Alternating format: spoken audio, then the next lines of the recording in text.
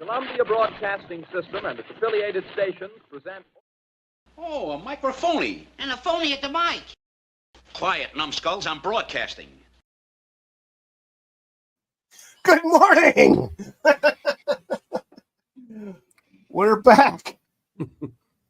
So if anybody watched last night's broadcast of Cryptids and Conspiracies, please note that the trigger word KRAKEN is YouTube's trigger Come on, word. say it. No. No. That's crazy. Anyway, so we've got say his name. We've got special guests here tonight. We got Kurt, aka Eccentric, a comic book creator, writer, illustrator, and welcome to the show. Thanks, man, for having me on. Good to see you guys. Yeah, thanks for being here. We'll avoid that word. That's an interesting, dude. That's amazing. That background. That's amazing. That's only a YouTube thing. Of course, YouTube would. Yeah. Yeah. Crazy. Yeah. YouTube gets a little freaking touchy, emotionally freaking distraught about stupid stuff. So, well, today we're talking a little bit about some of the old tariffs, which I was actually going to talk about last weekend, but I had to take the weekend off. So, this a little article that I'm going to share the screen here real quick. Let's see, over here, and this button, and let me go over this one, and let's see, the window, and where are we? This one, and I'm going to hit that. So, yeah. Oh, Jesus. Oh, Jesus. There we go. Yeah, so from coffee to sex toys, the items Americans will pay with gold because of Trump's tariffs. So we were having a little bit of a laugh about this before we went on, about some of the things that are going to be hit with these tariffs. The ironic thing is, I don't know, Kurt, if you know about this, but in Canada, we export to Canada booze. So Jack Daniels, Jim Beam, Southern Comfort, all the good stuff, right? Right. And so they import that, and they're alcoholics up there, so they pay. Yeah. Well, it's very cold, man. Keeps you warm. I hear you. So what happens is they actually, and a lot of people don't know this. A lot of Americans don't know this. The Canadians do, but the Americans don't. Is they have an average of 200% tariff on American alcohol. And the reason why I know this shit is because I live in Arizona, southwestern Arizona, which is a destination point for snowbirds, Canadians, people from the East Coast or Northeast, and the South, North, the West as well.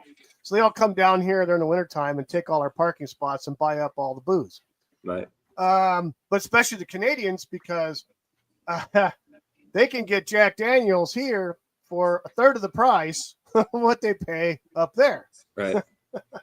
Yeah.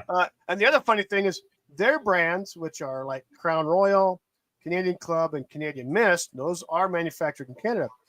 They can get them down here for half price because of up there, all their socialized medicine is paid through the taxes that are in the alcohol and other commodities, like eggs and milk and stuff like that, and gas. But yeah, booze. So, yeah, it's kind of funny watching. It's kind of funny watching the news and seeing all these shops up in Canada pulling off all this alcohol, all these shelves, clearing them out. The funny thing about it is, all that was paid for by whoever brought it into the country in the first place. Right. Before it ever hit the shelf, it was paid for. Right. So the only ones that are getting screwed are the people, the shops that can't sell it, that can't sell it or don't want to sell it. They're losing because now they've already paid for a boatload of booze and they can't move it. It's just a virtue signal, man. It's virtue signal. Yeah. That's all it is. It is. Yeah, and who does that? Who does that in America? Who virtue signals in America? Oh, shit. We don't have enough time on the stream. We don't have enough time.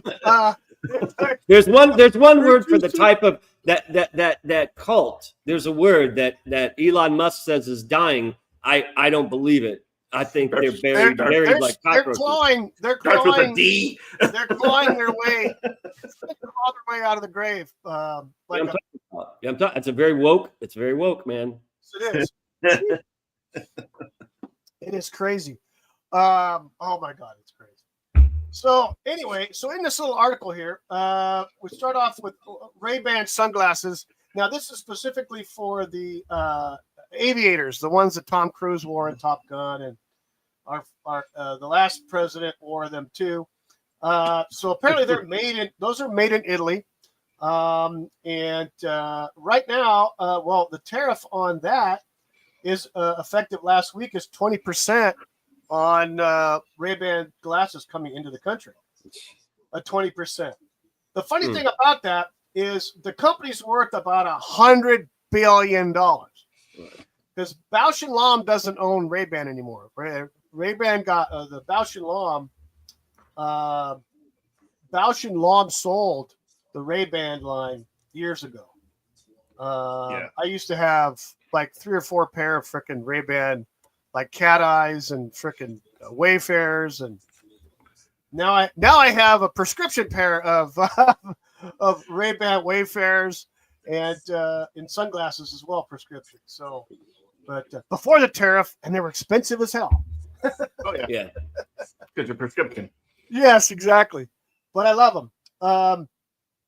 So yeah, things like that are going up. Nespresso. I don't know if you're into the specialty coffee shit, but just regular stuff for me, man. Yeah, exactly. Yeah, same. Mr. Coffee. Yes. Yes. Fucking. Speaking of, real quick to interrupt, did you see on Twitter what's the new fucking generation? I'm sorry. What's the new generation called? Z or Zoomers? Zoomers? Zoomers or Z? I think Gen Z. How Gen Z Zoomers have just discovered that they can save money by drinking coffee at home instead of going to Starbucks and paying $10 for coffee that tastes like burnt sludge. Exactly. Yeah, that's not even coffee. Yes. It's cream and sugar. Dude, I got chastised last week by a colleague wanted to go out and get some Starbucks, wanted to buy me a Starbucks, and I said, no. I'd rather drink toxic ditch water before I drink Starbucks. Dude, it is so strong. It's because I'm actually kind of a coffee connoisseur. I'm no expert, but I've drank coffee since college, and 24 sorry, dude. I'm sorry, man. I am so used to. You know I'm what? so used. It's okay. Let them fly. I mean, let them fly, brother. I'm used. I'm used to my. I'm sorry. I'm used to my channel, and it's like anything goes, man. Yeah. Okay, so huge coffee connoisseur. Plus, I lived in San Francisco, which is coffee capital, because like Seattle, like in the 90s, Starbucks started in Seattle. In San Francisco. Okay. Yep. So I was, I tried the espresso, the cappuccino, the blah, blah, all that stuff. And I was younger. And so I was like, oh, I'm hip, Well, as I got older, I'm like, Starbucks really isn't good. Well, it's overpriced, obviously, but it's so strong, dude. It's like their coffee's like, it's so strong. And for me, if you pour coffee, black coffee, I add cream and sugar, right? I'm a cream and sugar guy because I drink so much of it. If like it's not slightly transparent, not like tea, you don't want tea, that's weak. But the coffee's got to be kind of transparent. Like when you pour the cream in, it looks like little clouds and shit. Clouds in my coffee, like the old song. The song. Yeah. Dude, Starbucks, no, it's like you're pouring cream. Like where the hell's the cream, man? I poured half a finger. It's like still like dark. I'm just like. Screw Starbucks. So I stopped doing Starbucks like 10 years ago. I'll tell you what. I hit the wrong button. I was brought up on some strong coffee, and being close to the border here, down here in Southwest Arizona. I also grew up in in Southern California is where I actually grew up. Abby as well. And so Mexican coffee is not for the pale of skin. Just sucking a whole espresso bean. I mean, it's like Turkish coffee. That's why they have those little bitty fucking cups in Turkey. Right. Like fucking shit. Well, it's like espresso here. That's how espresso is. Yeah. Because I'm like, okay, I can make espresso by putting 10 scoops and 1 cup of water. I mean, I'm serious. Tell me. No, tell me you're there's a right. difference. You're absolutely right. That's all it is, right. dude. It's ridiculously strong coffee. The ratio of coffee to water is ridiculous. Yeah, it's insane. Here's your espresso. I'm like, Jesus. Here's your coffee grounds for $15. Yeah, $15 exactly. And a tip, $5 tip. Okay, yeah, you know what I mean? Yeah, screw that. No. Yeah, I we gave up. Now we've there's a lot of good small coffee companies out there in the United States, and they make some good coffee. And we got some samples over Christmas, and there was one we didn't get, but we got a bunch of them. But they have all these flavored coffees, or they're just made differently. And there was one that was like, there was one flavor we didn't get, and it was the wife that does the ordering, and it was called Kiss Your Ass Goodbye Coffee. Jesus. And I'm like, damn it, woman, why didn't you get that one? But I just buy store brand. I buy the cheapest place to get coffee, honestly. And I hate them. I hate the evil empire, but Walmart. I mean, you can get you can get a big can of coffee there for reasonable price. But yeah, I do that. I have a Keurig. We've got the little, make your own cup thing, and just put 2 scoops in there, put it in, and then select what size cup you have, and go on. I had one. And then we've been doing that for years. We haven't used the actual K cup in. I think the last time we used the K cup is there's a you call them like an outlet supermarket store where they buy close dated stuff, or things where the manufacturers change packaging and they want to get rid of the old packaging. So this type of a store would buy all that shit. And so they got all these K cups, like these 12 packs and 10 packs or 24 packs, whatever, for like, you could buy them for like $3 or $4, right? Yes. Fucking, and it's like, some of it was Starbucks. Others was like Seattle and all this other companies. That's the last time we got K cups, was we got them dirt cheap. And that's like 2 years ago. But we're just doing regular store brand coffee. No big deal. Yep. Add your chocolate, add your vanilla, add your sugar, whatever you want. Well, they got flavored creams, man. You can have regular coffee with flavored cream, or flavored coffees with regular cream. I mean, there's plenty to do at home. You can do it at home. Yeah. Oh yeah. The wife had me try one time. We were trying to come up with a sweetener alternative. And so I tried cinnamon. No. No. Oh, raw cinnamon? No. Thank you. Fuck no. No. I'd rather chew on the actual coffee bean before I fucking. Here's the trick. Hey, here's the trick about cinnamon. My mother was a hell of a cook. She should have owned her own restaurant. That she was just crazy. Like, it was insane. Anyways, what she would do with the cinnamon, she would, like, the whatever, the filter, you put the ground coffee in there. She would sprinkle the cinnamon in the ground coffee in the filter, then brew it, and try it, because you don't want to put like raw cinnamon in your cup of coffee. Yeah, that's gross. It's floating on top and shit. Yeah, exactly. You can put raw cinnamon powder in the grounds before it brews, and then it brews, and then it's like a cinnamon flavored coffee. Then all you do is add regular cream, regular sugar, and it's good, man. It's good. Try that. Yeah. Tell the wife and have her do it. I will try that. Yeah, because it makes more sense to that. Yeah, I've been using agave nectar syrup. Oh yeah, as a sweetener. That's expensive though. Everywhere I go, all the supermarkets. But you use less of it than you would sugar. And it's like concentrated sweetener. It's a syrup. A syrup. Agave, it's from the tequila plant. Yeah. Yeah. Agave. Yeah. Yeah. Well, look, you mentioned Walmart a while ago. Oh yeah. And what's happened to that company is kind of a travesty. Those kids have destroyed it. Yeah. Because when I was a kid, and we were kids, Walmart's big thing in the beginning was everything's American made in the store. Yeah, everything's made in America. Right. Everything's made in America. Go finding anything made in America in that store today. You won't.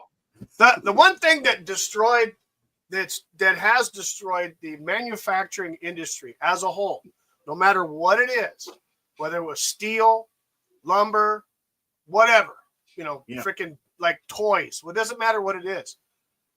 Back when the most favored nation status was passed for China, I think that was sometime between Bush 1 and Clinton, and was signed into law. As soon as that happened, everybody made a mass exodus to fucking China. That's why China exploded with billionaires and everything else, like almost overnight. And because they could produce the manufacturing at like minimal cost, because everybody's a slave over there anyway. Right. But ever since then, that has screwed us as a country's manufacturing. I mean, my father worked in the steel industry in Southern California. There's no steel industry in California anymore. It's all gone. There's no steel industry in the U.S. anymore. Yeah, pretty much. And that's a national security issue, in my opinion. Yeah. Like it's funny because we're talking about the tariffs, and then last week a bunch of talking heads were on one of those MSM, mainstream shows. They were talking about lumber. Well, where are we going to get our lumber? What, are you going to make lumber here in the United States? Dude, it's trees. It's scary. It's scary.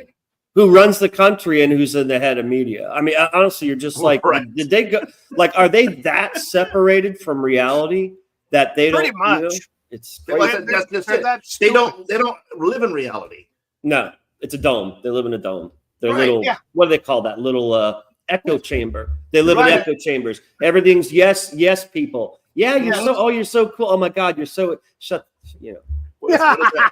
I am so bad. I am so used to saying the F word. I'm really being. I don't blame you, man. You should have. I mean, I get fired up, Wookie. It sucks. Like we get on these topics, and I'll start like, I hear you. These F and F. Just say it. Just say it. Okay, I drop F-bombs on the other show all the time. I know. It's Sunday morning. I'm trying. It's Sunday morning. It's Sunday morning. Easy like Sunday morning. Let's try to. So let's continue on the tariffs. And I highlighted this part. This is the sex toy stuff. So let me read this out here. Sex toys and beauty products like eyelashes and wigs are a luxury item. China controls nearly 80% of the global wig market, 70% of the false eyelash market, sex toy market. 70% of the sex toy market. The U.S. is a major buyer, but now tariffs of 34% on China and 26% on India could cause significant price increases for the items in question. It is worth noting that the U.S. sex toy market reached $10.6 billion in 2024, according to Bloomberg. Jeez. Wow, there's a lot of sex freaks in this country. Holy shit. That's a lot of plastic. So we just came out of a pandemic there, Wookie. I mean, dude, this is a topic you could do an hour stream on, man. Oh God, So I'm not even going to comment because if I get started, you'll get flagged and pulled and sued Right. and everything. So Don't say the right. Yeah, don't say the trigger word now. no, we ain't gonna say that either. So, Crack. what? Yeah, no. We don't want the crack in your ass, Abby. That is the weirdest thing I've ever heard, dude. I've heard some weird shit, but freaking that was true. It's nuts. It was nuts. I'm about to look that up now. I'm like, and who you is this saw guy? it too. You saw what was happening. Yeah, dude, it was insane. You saw Yeah. what was going on. Yeah. So there's going to be a price increase. Now I know all the yuppie women are going to hate this, but there's going to be a price increase on Botox.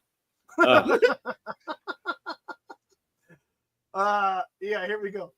Although the pharmaceutical sector has so far been unaffected by the tariffs, there is concern about a potential shift.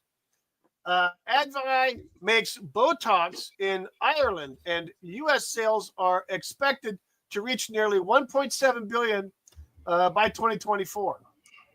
This is for 2024. Yeah, if tariffs are imposed, the cost would be borne solely by customers, as cosmetic treatments are not covered by insurance companies. Imagine that. Not a necessity. Exactly. It's an elitist luxury. Yeah. Aren't you guys glad none of this stuff affects us? You know? There's a term in this country, I've heard it before, age gracefully. Come on. Yes. Yeah. Holy shit. I thought there was something else in here, but anyway, but I know. So as far as like on a personal note, my wife, she has a small little side business, and she makes jewelry. Oh, cool. And so the thing is, a lot of people in her sphere, they have like all these independent little business people, and they do similar stuff with jewelry and things like that. And on her little groups that she's part of on Facebook and other forums, they're freaking out because, you know, they would get items in bulk so that they could make their, you know, earrings, bracelets, necklaces, and charms and all that stuff, right? Right. Well, apparently they don't know what to do because, you know, a lot of stuff they're buying off Amazon. Well, if they're charged with, you know, their tariffs bringing the stuff in, and a lot of this stuff, and I know this from experience, is shipped directly to the consumer from China. Okay, it's not like it comes over here on a good container, a container ship, and then is distributed to warehouses here. No, the shit comes from China. And they ship it over here, FedEx, UPS, or however it gets over here. They do it that way. Because that's where the return address is from. Right. So she'll buy a bulk of like earring backs or something like that, you know, silver posts and stuff like that or whatever. And but now everybody's freaking out because they don't know where they're going to get their supplies from, because if the tariffs are going to, no one has actually seen the cost yet. Like they have not paid money for the new pricing. So no one knows what the fucking new price is. But everybody's freaking out. Yeah. Everybody's like freaking, oh my God. Well, wait. The market hasn't been established yet. Yeah, the market hasn't been. And it's also because it's not set in stone yet. I mean, look what Trump did. He comes back. He says, oh, yeah, it's a reciprocal, blah, blah, blah. And all of a sudden the next day, wait, well, we're going to like pause that shit for 90 days. Oh, fuck. Yeah. Like, well, a lot of these cookies are coming to the White House to negotiate. They want to negotiate now. Yes. That's good, I think. They did. Absolutely. It's good. It's like, isn't it? It's almost like, it's like a, Christ. It's like a, where, you know, Trump, oh man, what do I want to say? It's like Trump, you know, says it almost like a bluff, calling, not quite like a bluff, but he's saying, you know, do this or else. And they're like, no. And he says, okay, bam. And they're like, oh, wait a minute. Let's talk about this. Yeah, isn't it kind of like that? Wait a minute. Right. Yeah. Right. I think that's, you know, but I think if anybody has read his book, The Art of the Deal, that's exactly what he's doing. Right. He knows what he's doing. He knows exactly what he's doing. Yeah. It was funny. A few months ago, they were talking about the Israeli and Gaza thing and the Palestinian thing. And Trump was making a speech and he says, well, Israel has the right to do whatever they want to protect their country and blah, blah, blah. And we'll support them on whatever they do.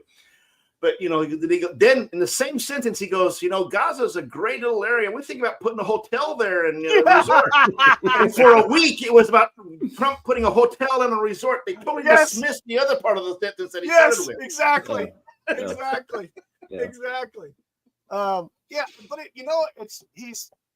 it's shit like that makes him so unpredictable, and it's fucking awesome to watch these people stew in their own feces about shit. And then it's like, holy fuck. Trump is the most entertaining president we've had in history. Oh, fuck. Dude, were you guys into politics like 10, 15 years ago? Nah, not really. Yeah, I watched it obviously and didn't like a lot of shit, but bitched about it, couldn't do anything. Bitched about it, but yeah. 10 years ago, a little bit so. I couldn't honestly give you the definition between a Democrat and a Republican practically. I had no knowledge of politics. I'm an artist, I'm into movies, I'm into all this entertainment kind of crap. It wasn't part of your daily life. Yeah. Politics was the most boring subject. Like I talk about religion before politics, because at least in religion, there's all sorts of crazy shit that goes on. You know what I mean? Death and demons and cool shit. Politics was the most boring thing ever. And when Trump got in the first time, dude, I was watching the news like 24 hours a day. Oh, yeah. I'm like, this is great. This is amazing entertainment. And it's back. Absolutely. Thank God. It's amazing. Absolutely. Yeah, absolutely. I just like the fact that when he says something, he says the kind of the real part out loud, what he's going to do, and then he adds some goofy ass shit at the end, and that's all the news talks about for like a week or two. Exactly. Right. It's great. It's diverted. It's great. I think it's freaking great. I think that the team that he's assembled, that's part of his cabinet, is probably the most strategic team up that any president's ever made, because as far as I could tell, none of these people are Washington insiders. No. In the past, you had presidents, whether it was Reagan or whoever, had people who were in government for years and they did this and they did that in Washington and all that shit. Not these people. None of these people, to my knowledge. Well, some of them are Democrats. Tulsi Gabbard and RFK. RFK. Dude, they came over the aisle. Yeah. Yeah. But the thing is, though, it's like, they have common goals, because RFK and Gabbard are logical thinkers. And, RFK and there's a lot of stuff that he was saying on the campaign or pre-campaign before he started running for president I didn't agree with him about. But then there's other stuff I did. And Trump saw what he could do, because he has a track record as an attorney, bring lawsuits against companies and shit like that for environmental bullshit and poison and all that other crap. And that was strategic. Trump put him there strategically because of that background. Who cares about his Second Amendment or all this other shit that he was saying before? But as far as the HHS and all the medical and pharmaceutical shit, I'm 100% behind him on that shit. And it was a great fucking decision.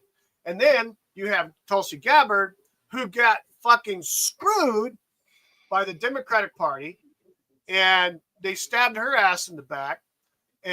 But thankfully, after she buried Kamala Harris in the fucking debates. Yeah. But, she's a military person. She knows what she's doing. She's a logical thinker. She's a reasonable person because she thinks, and she loves the Constitution because she was trained to protect it. And she sees what's going on with the Democratic Party. So, and Trump tapped her because, she's definitely an asset for that part, And I think it's great. You've never seen a cabinet like this. That's the thing. No one has. And it doesn't matter what, since the founding of the fucking country, no one's seen a cabinet like this. Although Pam Bondi's starting to piss a lot of people off. Yeah. Pam Bondi. But someone mentioned something, though. Here's the thing. How many decades have these agencies, all these departments, all of them, all these cabinet departments and other federal agencies, how many years have they had to stockpile all these bad actors inside these agencies? A lot of these people are lifetime appointees or employees, and people that are more or less ideologues than public servants. And so it's going to be hard to weed them all out and get rid of them. Now, it's not impossible. It's just going to take time. And yeah, I'm one of those people that's a little like antsy about shit happening. I want some shit now. I want results now. Right. But on the other side of that, it takes time because, yeah, you might have the leader. Let's say like you might have Pam Bondi, but who the fuck is underneath her? Right. All this tier, this pyramid of people underneath. I mean, absconding shit, hiding shit, destroying shit without anybody knowing about it. Yeah. And so it's hard to weed them out. It just takes time. Yeah. Well, it's like I'm turning a rock and all the bugs scatter. Yeah. Oh, lights and all the cockroaches run away. It's like a cockroach infestation. But the problem is, it's been that way for decades, dude. Yes. Decades. Yeah. And we're finding that out. Decades, dude. I will say this. I was surprised, but not surprised when Bongino was offered the deputy director's position at the FBI. Yeah. He's a fucking bloodhound. Yeah. He knows the system and he knows the games. And he may not have been FBI. He was Secret Service, but he knows the games. And he was a New York cop before that. Right. And to bring him in, now you have two people at the top, the first and the second, which are part of Team Trump or part of Team Constitution, basically. Right. And then trying to root out all these bad actors. It's going to take time, but getting the people in the places is the important part, and then start systematically just going through. And I mean, my God, the shit that Musk and company has found Doge is insane. It's insane, dude. It is so much worse than anyone. And I mean, even Elon said, I can't believe how bad this is. I mean, oh my God. You know what I mean? Yeah. And here's the other funny connection is you have like these people are filing. So first of all, who are the people, organizations, entities filing these lawsuits to get injunctions on executive orders from the president through these district court judges? Judge shopping. Yes, they go judge shopping. So they find a judge who was appointed by Biden or Clinton or Obama, whoever, right? To go in there, plead their case on flimsy information, and then they go and say, okay, well, we're going to put an injunction on this executive order. They come to find out that particular judge is up to their neck in USAID fraud and nepotism with family members and spouses. Yeah. Holy fucking NGO shit. It's like, holy fuck. Everything is so corrupt. It's the government, but then it's tied to the Hollywood elite, which I really hate. I really, really hate the Hollywood elite. And it just goes on and on and on and on. Then it bleeds into education and it bleeds into the military. The military, for Christ. The military shouldn't be fucking corrupt, man. No, and it is. And so it has been, what is not corrupt? Name something. I don't know anymore, man. Because it's hard. Morning, Papa Cotton. Welcome, man. It's hard because, like I said before, it's taken years and decades to fill these departments with a lot of these, for lack of a better term, operatives, for a particular ideology. Yeah. And they have, like, case in point, Pam Bondi requested material from the Washington, D.C. office. Was it Washington or New York? Was it New York, Abby? The New York FBI? Yes. The New York FBI office. They requested the information to be sent to them of the Epstein stuff. Right. Apparently, they were stalling because they didn't want to give up the information. They know they have all the lists, they have all the names, they have all that shit.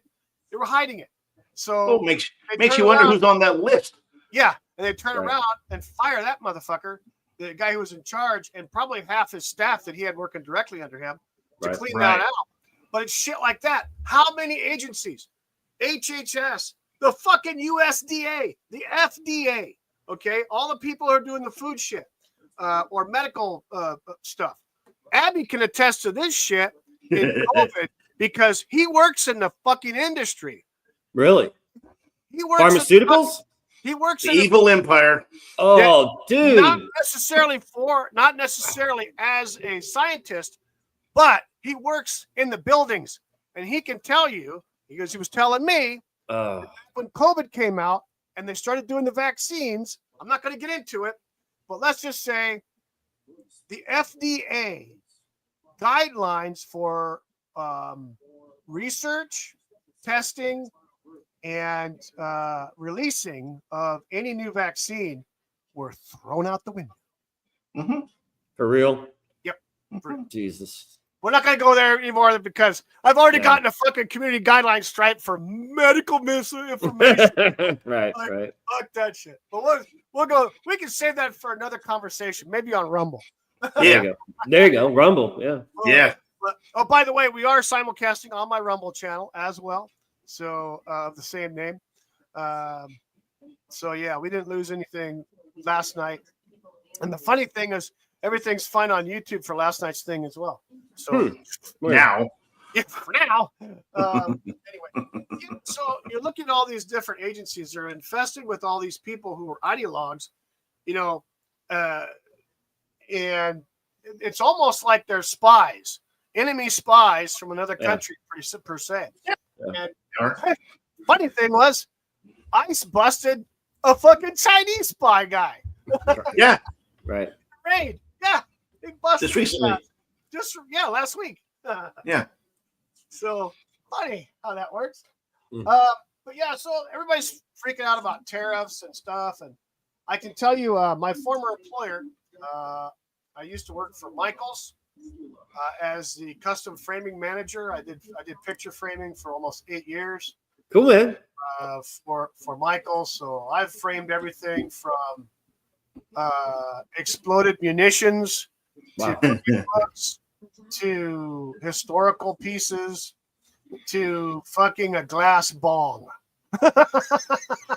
Wow. So, guitars, pens.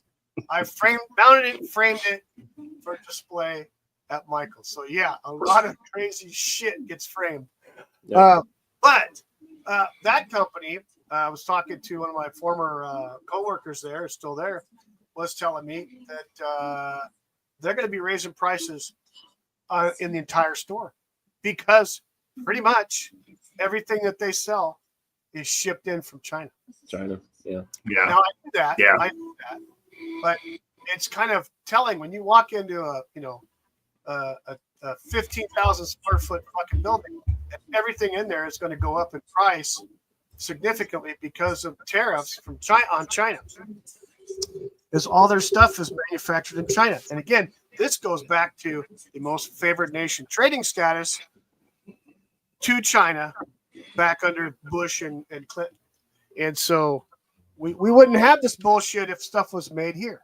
I don't know. I don't know if you know this, Kurt, but did you know that New York State back in the day was probably one of the #1 toy manufacturing states in the United States? No. Yes. Toys. Not sex toys, but kids toys. Kids toys. Like Fisher Price, Mattel, Parker Brothers, all that shit. Most of it was made in the state of New York. Primarily, Fisher Price used to have a manufacturing facility in the city of Aurora, New York. Wow. They made all of their little 3 3/4 inch tall action figures known as the Adventure People. And of course, I'm a Gen Xer. Abby's a Gen Xer. I'm only 2.5 years older than him. I'm 56. So in the 70s, it was, I still have my Adventure People. That's how I know. Because it's stamped right on the back of the freaking vehicles, Yeah. all kinds of toys, all kinds of board games. Everything was made here in the United States. Very rarely did you see something. I've even got my original freaking Rubik's Cube that was made here. That's cool. But the thing is, we sold ourselves out for cheap labor in China. Yeah. Yeah. Oh, yeah. Look what happened. I know this because for a while, a short period of time, I worked in the electrical wholesale industry, which was wholesale electrical industry. So we worked a lot with building contractors, electrical contractors, generals, and stuff like that. So back in, was it 2007 or 2008? I don't know if you remember the issue that was having with Chinese drywall. It was coming in with mold. They were building houses with fucking Chinese drywall because it was cheaper, and it was infested with mold. Ugh. And so that sparked lovely. And I don't know. Also, if you had remembered or heard about the fact that a lot of dog foods that were coming from China were poisoned with some kind of chemical, and people, I remember dogs and cats were fucking dying. Yeah, I remember that. And so that's what you're getting from China. That's what we're getting. But there's no regulation there either. That's the problem. No. It's just cheaply manufactured because of the wages. Yeah. And it's a shame, but it's the truth. And unfortunately, we're going to be hit hard across the board with because of the tariffs. But the thing is, it's reciprocal. I mean, like I said before earlier, Canada, they're charging 200 to 250% on a freaking booze and dairy products to go to Canada. Yet we don't charge them shit for lumber or anything else they send us. Yeah, and the funny thing is, it's also flip-flop too. They import a lot more shit from us than we import from them. Right. It's like way off. So if they're going to tariff us, it's like, okay, no big fucking deal. You're the ones that are going to hurt, not us. You know? They put a 250% tariff on our dairy products that go to Canada. Yeah, because they want their dairy farmers to sell their stuff over ours. Yep. Farming. Abby and I both know this. Where we grew up in the county in Southern California was massive farming. Lettuce, broccoli, onions, carrots, you name it. Yeah. It was farmland central in Southern California. And then that started going away because you had issues with water rights and all this other bullshit and over regulations and, on farming and shit. And now I drive into, because I have to go to Southern California for my job sometimes. So I go into the next town over in California. Mm-hmm. You drive through all these freaking farmland that's desolate. Mm-hmm. Wow. That's stuff that was there all the time. Stuff that you'd see rows and rows of whatever's in season, and it would be desolate. Mm-hmm. Now I know it's seasonal, so a lot of the farm workers who actually live here that have green cards, they actually migrate from Southern California to Northern California. They go to Salinas and Bakersfield during the winter months, and they work up there for the same company. And then they come back down here in Yuma, Arizona, where I'm at, and also in Imperial Valley in California. Those two, they go up, then they go up back to Salinas, back and forth. Right. And so, but a lot of these people are American citizens. And a lot of people don't know this. I don't know if you ever heard of the guy named Cesar Chavez. Who was a big field worker. He unionized the field workers. Okay. Yeah. Cesar Chavez, a lot of people do not talk about this at all. No. Was a big time anti-illegal immigration guy. Right. Because the American migrant workers, the Mexican Americans, the first, second, third generation of Mexican Americans were getting screwed because the cheaper labor of the illegal aliens, they under the table cash, too. Under the table, cash, they'll work for less and do the same job, and it was screwing those guys. Yeah. He was a big, but they don't talk about that. The Hispanic community has kind of fucking deleted that whole section of Cesar Chavez.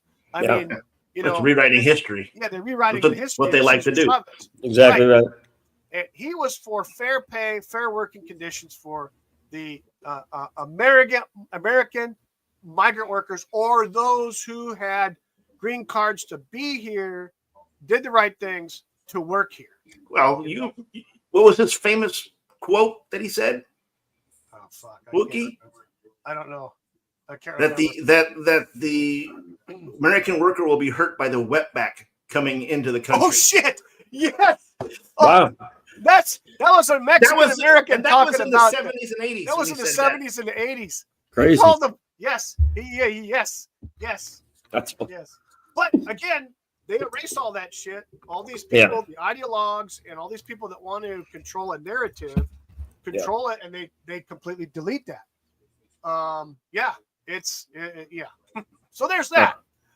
But anyway, so there's a lot of things going on that we can be affected from because, you know, we get all of our fucking bananas from South America. Yeah. Strawberries. You know, things like anything that flourishes in a tropical. Avocados. Yeah.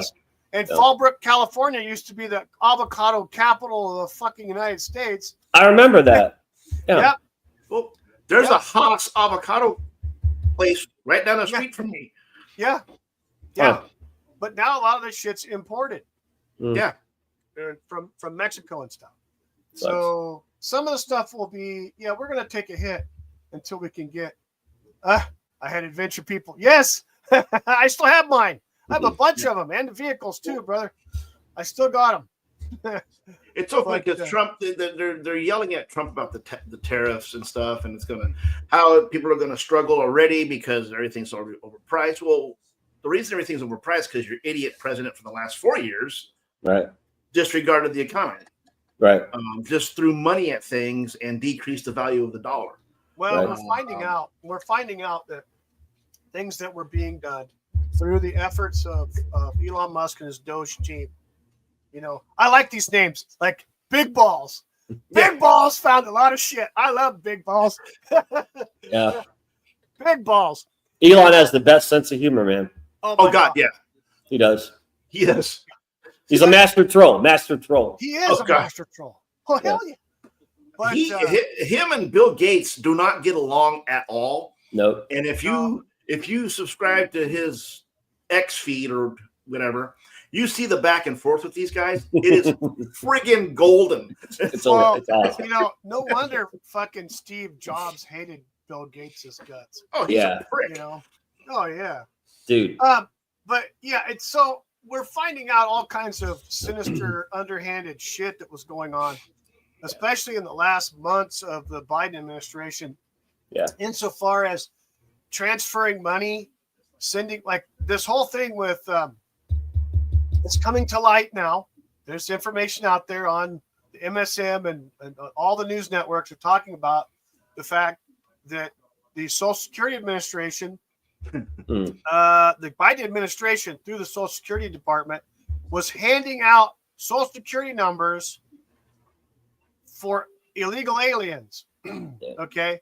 No vetting, no anything. Just here. In fact, they were flying them in from South America to a city near you and giving them a cell phone, a fucking card for endless money, and then Social Security numbers and voter registration to vote. And so now they're finding out that right now I think it's at 1.3 million. It could be a hell of a lot more of people who actually voted in the last election. Yeah. Illegal aliens using those Social Security numbers and shit like that. And so there's some sinister shit that's going on. And in my opinion, Biden was too out of it mentally to even know what the fuck was going on. So he wasn't running. He wasn't running. It was president by committee at that point. It was.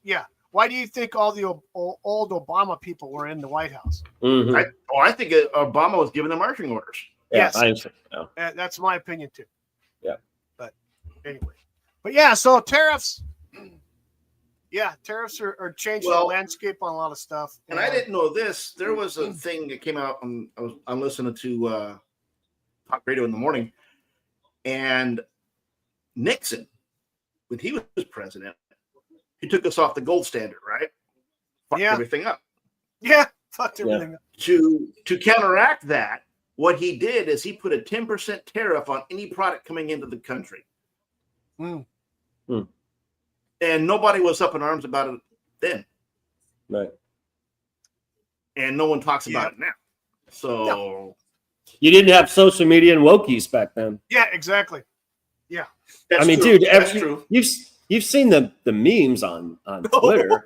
the most dangerous threat to democracy is a liberal white woman. Oh my God! I mean, God. Argue with me, please. Tell me who is besides. It's insane. It's insane. How true that is. It sucks. The 9 words you never want to hear after a disaster. I'm from the government and I'm here to help. I'm here to help you. Right. Dude, Elon Musk they joke about this. Yes. Elon's working for the government and he's saying like reduce the size of the government. It's crazy, dude. Right. It is, brother. But it's too big. It's too big. It is way too big. Way too big. Hey, you know what? I think we're just about to the end. And Kurt, you want to plug anything you got going on? I think you got something going on in May, don't you?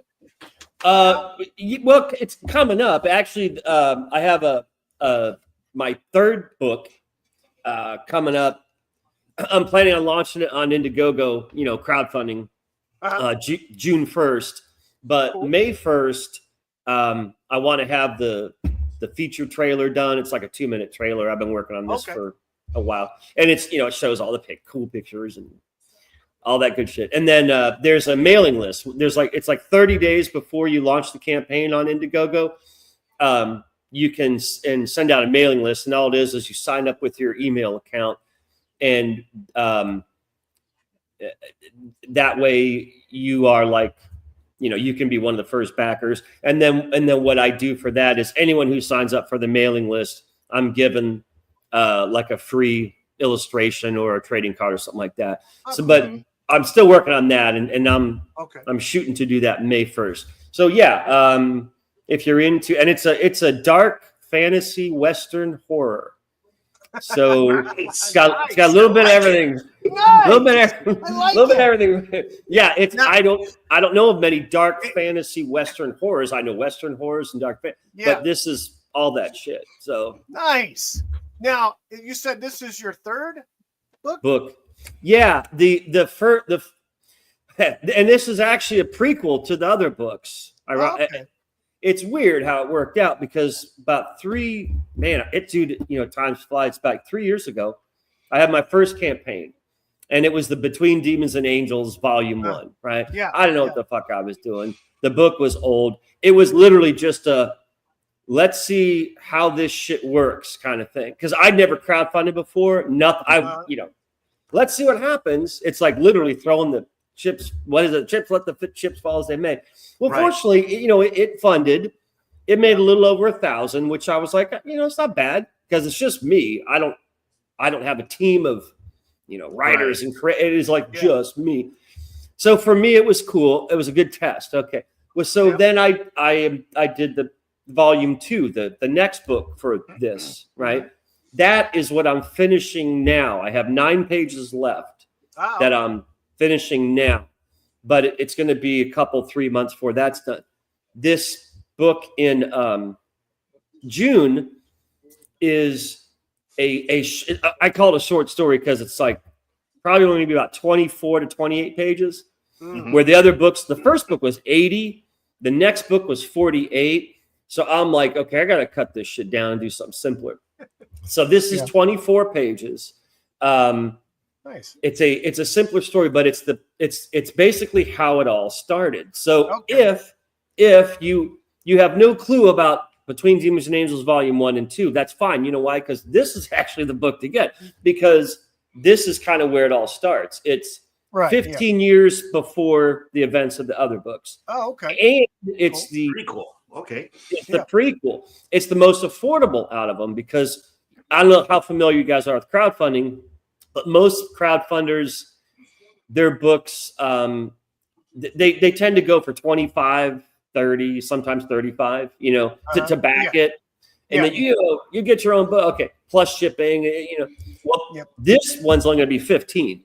So it's nice. It's only going to be 15 bucks for a 24 page, and then plus shipping. But I'm going to keep the shipping at 10 or under because I get discounts on shipping, which I won't explain. But I figure if I can have the book at 15, and then shipping's like 8 or 10, you're still at under 25. You know what I mean? Right. And you unlock these stretch goals, as in like you sign up May 1st, you get a free whatever trading card. And then if you hit the first stretch goal of $1,000, everyone gets a free print. And then what it is it adds up, but your price doesn't change. So for 15 bucks, you can potentially end up getting 2 or 3 trading cards, plus a print, plus this, plus that. Yeah, nice. Yeah, where you thought you were only just getting a book. I'm like, I'm just no, you're getting a book plus all this other stuff. Because we raised this much. So that's how the crowdfunding things work. So that's May 1st and June 1st. The more backers you get, the more goodies the backers get. And the other thing I'm doing with this particular one, I talked to I talked to someone about this. I had the idea the other week, is if, and it's a big if, but if it would reach like the 2,000 mark, which for me is really pushing it, but it's happened. Other people do it. But if it reaches the 2,000 mark, what I think I'm going to do is I think I'm going to extend the book, like add extra 4 pages. So instead of 24 pages, you're getting 28 pages, or if it's 28, you're going to get 32. So again, if basically the more money we raise, the bigger the book could get for the same price that you paid for it. 15 bucks. You see what I'm saying? Right. So that's what I'm trying to do. And because it's adult, it's hardcore. There's profanity. I know you're shocked, but I have profanity in my. Oh my God! What? You mean you have realism? What say you? There's obviously violence. There's profanity. It's dark themes, but you two guys will easily identify the themes because it's a lot of shit that we're seeing and talking about that's happening with the corruption. I have that in this story. It's just in a different setting, a past fantasy. You know what I'm saying? Instead of modern day cars and machine guns, this is horses and swords and crossbows and bullshit like that. But the same themes apply. That's all it is. So I'll let you know. I'll let you, Let me ask you this. You said Indiegogo. Are you doing anything with FMC? I did that with the first 2. Yep. Between Demons and Angels, Volume 1 was on Fund My Comic. Volume 2 was on Fund My Comic. And again, they both funded. They both made, over 1,000. But I initially was going to do Indiegogo. But then I basically got a little nervous. Because I'm like, I am a ghost. No one knows who the fuck I am. I mean, I have no history. And the problem with Indiegogo is if you don't reach your goal, you're done, I think, done. Yeah. Like they red flag you. And it's like, I don't think you can come back and try again kind of thing. Yeah, they're kind of sinister. I've heard Kickstarter's the worst. Then Indiegogo. Indiegogo's like the neutral ground, if you ask me. They're the lesser of the 2 evils. I've heard a lot of Kickstarter, whatever. I'm not doing Kickstarter. Fund My Comic I'm used to, but the problem is it's a smaller platform. Yeah, that's the only thing it's got. And I love them to death. I'm like, I almost feel guilty doing this. I'm like, I've got to try Indiegogo because I need to make more than 1,000.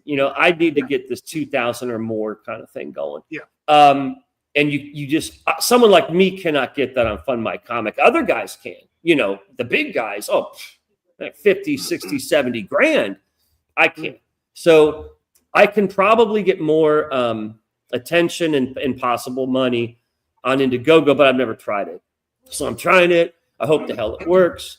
If it does work, what I thought of is, okay, if this goes well on Indiegogo for this upcoming one, when I close that, I may launch it again, the same book on Fund My Comic, and it's called a second chance campaign. It literally means, hey, if you missed out the first time, well, here's your chance to do it again. Do that on Fund My Comic because one, basically the book's already going to be done, so I don't really need the money. It's kind of like, if it only sells 3 copies on Fund My Comic, who cares? Because Fund My Comic is cool that way. They don't care. They're not going to kick you. Yeah. Oh, you can't ever crowdfund here again. You're raising up. They're cool as shit. Yeah, so they're pretty good with the creators. Yeah. That's what I'm thinking is having the first campaign on Indiegogo, and then maybe around Christmas or maybe January or February, do a second chance campaign on Fund My Comic, because I really do like them. They're very cool guys. The whole crew and Fund My Comic's cool. And from a political point of view, I don't have to explain, but you know what's going on. So let me ask you this: your Demon and Angels Volume 1. Yeah, is that still available to get? Yes and no. I'm actually I'm working on 3 books at the same time. Right, this is all I do. No, I'm serious. I have the most boring life I've ever had in my entire life. You know what I mean? When I started doing this about 3-4 years ago, actually making the books, 7 days, 7 nights a week, this is all I do. Wow. I mean, it's weird. Wow. It's really weird. I draw and type and make videos and live stream, and my entire existence is literally for this story in these books. That's all I do. It's weird, you know what I mean? Mm-hmm. But I love it, and there's so much going on. I just have to keep going. I have to keep going. So, Volume 1, because I didn't know what I was doing. It was rushed. 80 pages I shouldn't have had an 80-page book be my first book. You know what I mean? It should have been 40. That's because it's a lot. Okay. So I'm quite aware of all the errors, mistakes, and bullshit that I didn't do in the first one. So what I've been doing over the last year or so is here and there changing a picture, tweaking this, rewriting this. Basically, I've been revising the first one for over a year while finishing up Volume 2 and now starting this new one. Yeah. Right. So in answer to your question, I'm sorry, I'm rambling. Volume 1 will be available when the revisions are finished. Okay. This upcoming campaign that starts in June, right? There will be a tier where you can get the current book and Volume 1 with it, or the whole Give It All to Me, where you can get the current book, Volume 1 and Volume 2 at the same time, because I'll have all 3 done. So basically, you can get Volume 1 with the new book starting in June, and also Volume 2 as well. I would just suggest, I'm not greedy, man. If I was doing this for money, I wouldn't be a fucking artist. I'd be a lawyer or a doctor, you know what I'm saying? Or a politician, right? Yeah, exactly. But if I would suggest, for you guys, because you don't really know what the hell it's about, I would say check out this upcoming campaign in June. It's affordable. It's $15. If it looks cool from what you see, man, and I'm on Twitter, dude. I post shit all the time. Here's the latest picture. I know. Oh yeah. So I see all your stuff. Yeah. You'll see more of my stuff on Twitter than you will on the campaign. You know what I'm saying? Okay. If it looks cool, 15, do it. Yeah, just there you go. Yeah. And then if that's cool, if you like this whole story and how I tell it and my style of art and all this other shit, say, well, okay, I'll check out Volume 1. Why not? And then if Volume 1's cool, say, well, shit, I guess I'll check out Volume 2. You know what I mean? That's just what I would suggest, because again, it's dark themes, it's adult. I mean, I have the parental advisory in the corner. If you guys have kids, hide it. Keep it the F away from your kid. No, I'm not kidding. The first one especially. No, I hear you. The first one's really bad. People have called it X-rated. They said, this is really part of it. Oh, it's bad, dude. I don't know what the fuck I was thinking. I was like, anything goes. Fuck it. I'm going to do whatever I want. Yeah, well, that's I love it. Yeah, it's fun when the printers are all women and they're like, Yeah, exactly. And you're like, what was I thinking? I wasn't thinking. That's the problem. So the first book, I strongly advise. Yeah, man, it is 18 and over. But the second one and the current one, probably a 16-year-old, no problem. You know what I'm saying? Yeah. They're lesser. They're not as bad. So again, wait till June. You'll see all your options, and then you're good to go, man. Cool. Awesome. Yeah. Cool. Well, thanks for having me on. This was cool, dude. Man, Yeah, I definitely. appreciate you coming on, man. I've had a blast. Like I said, I follow you on Twitter, and that's where I first got acquainted with you and a lot of other artists. Yeah. Like Elliot Rodriguez, and I've had him on several times, but it's been a while. So I always like having you guys on, talking about your stuff and talking about other stuff too. So yeah, man. Right. Yeah. I again believe I do. You know, I do try to know. I try to stay in touch with what the hell is going on in the world. You know what I'm saying? Right. The only thing I am a sports guy. So I don't know shit about football, basketball, none of that shit. I'll tell you what, I was talking to Abby about this, and he was telling me that, the Masters golf tournament's on this weekend. I used to be, in my former life, many decades ago, a golf instructor. Wow. I was in the golf business in Southern California. Wow. And that was my life, right out of fucking high school, dude. Wow. I went right into a pro job, and I was not a bad golfer at all. I was actually pretty good. And but yeah, he taught me. Yeah, I taught him, and he's not bad. That's cool. And so, one thing led to another, first marriage, divorce, blah, blah, blah. And I ended up getting out of it. But sports, I used to watch baseball, football, basketball, and I always watched golf too, because that was my business. Yeah. But I was telling Abby, I haven't had one inkling to watch anything in at least a decade or plus. Wow. Golf, doesn't matter. I don't give, it's like whatever. And and I used to be a big friggin' football fan, baseball fan. Didn't really get much into basketball unless it was Team USA in the Olympics. I have the sports. It's been muddied up for me so bad. I said, fuck it. I got better shit to do with my time and money. I hear you. But politics, movies, current events, all that shit. I try to stay tuned as to what the hell's going on. Like, I'm not just some creepy artist in a cave. You know what I'm saying? So if you ever want me back, if you're ever really bored or whatever, you want to do it again, you're more than welcome to come back, my friend. Do it again sometime. That's fine with me. Again. We'll do it. No question, brother. No question. We'll have you back on. Cool. I want to again thank you, Kurt, aka Eccentric. Check out his comic Indiegogo, and check out his campaign that's coming up. So again, thank you everybody for watching. Who's out there? Have a good day. Dog and Papa Cotton was in the chat as well. Thank you guys for showing up, and again thank you, Kurt, and thank you, Abby. Nice to meet you, Abby. We will nice to meet you, Kurt. See you guys next week. Hope to see you again. We all just want to party. Yes, we don't care what we're told.